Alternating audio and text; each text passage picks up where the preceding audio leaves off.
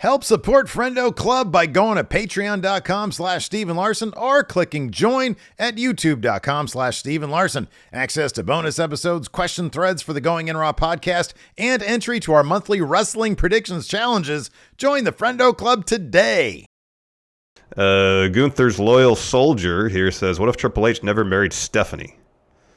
I remember hearing him get asked this, and he claims that he'd still be in the same position he is now, but I doubt that. I mean, it seems like going back as long as I can remember him talking about it, he was always very interested in the process of making a pro wrestling show. So would he be in the same situation he is now, position he is now? I don't know. Would he be behind the scenes, behind the camera, trying to run a wrestling company? Maybe. Would it be WWE? I don't know. Yeah, I don't know. I look, man, I'm a Triple H guy. I take him at his word. Yeah. That him marrying Stephanie would not have, if he did or did not, would have not altered his career path. Maybe he would have had an easier career path because he wouldn't have to deal with, awkward Thanksgivings. That's true. With Vince McMahon. That's true. If the family ties weren't a part of the whole relationship with Vince and it's strictly a professional thing, maybe it would have been easier. I don't know. Maybe Vince was holding him to a higher standard because he's part of the family. I don't know. That could be. That could be. Gunther's Loyal Soldier also has a couple more here. What if CHYNA did win the WWF title? That would have been amazing. That'd have been, dude, that would have blown those. So she was number one contender for a brief moment, and then I think Mankind won it off her. I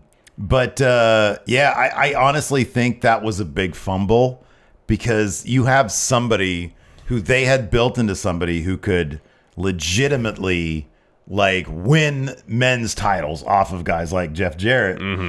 And to be number one contender, everybody believed it.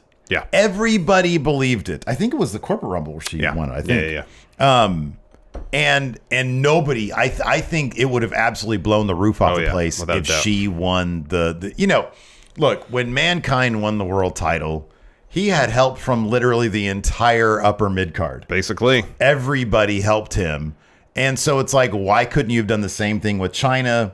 And then, I don't know, she loses it to The Rock. I think that it would have been absolutely outstanding. I think it would have been great. I think it would have been pretty great. They did that. Here's another. What if Tess did marry Stephanie in storyline? Would he have gotten pushed?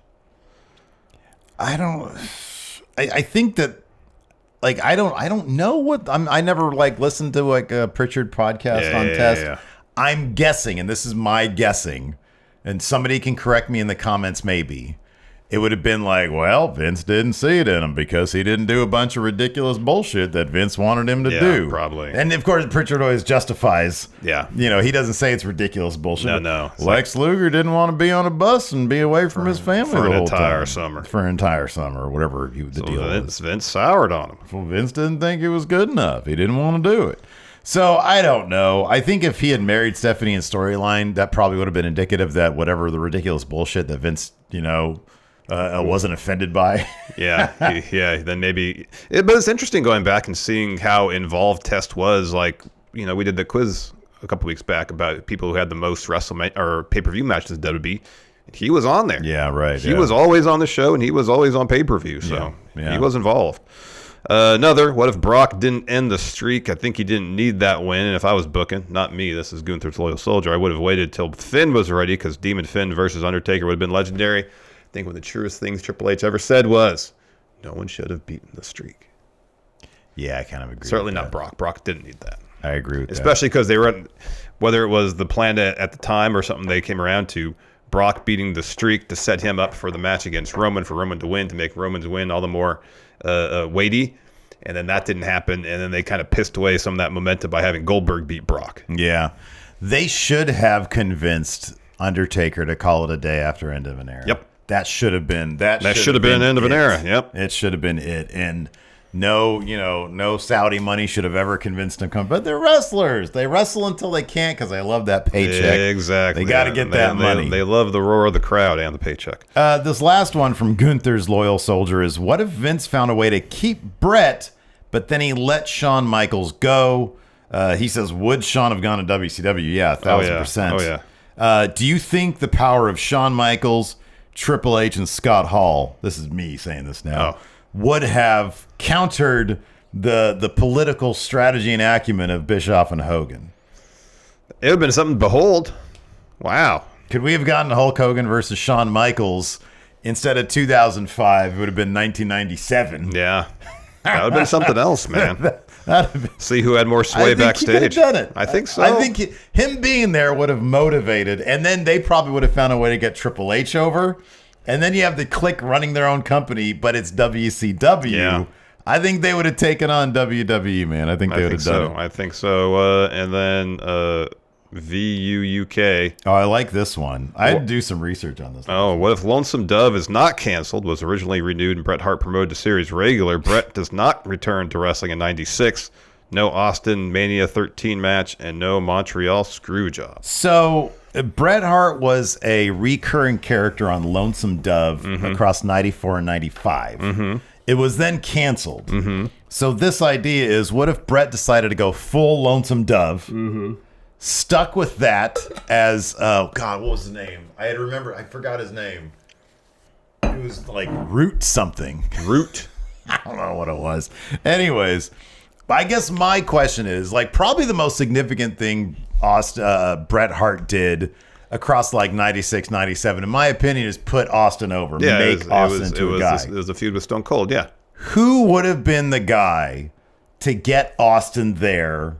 Is it possible that without Bret Hart, Austin winning the 97 Rumble actually would have led to Austin winning the title at WrestleMania in 97 against either Sid or Undertaker, or whoever it was that year? Because it was a convoluted It really was. That was title a mess. thing going into that. But part of the I hesitate to use the word genius, but part of the strategy of waiting until 98 to have Stone Cold win the title, I think, worked in everybody's favor, because you allowed him to get more and more momentum behind him until it became inevitable that he was going to win that title. 97, that wasn't the case. Yeah.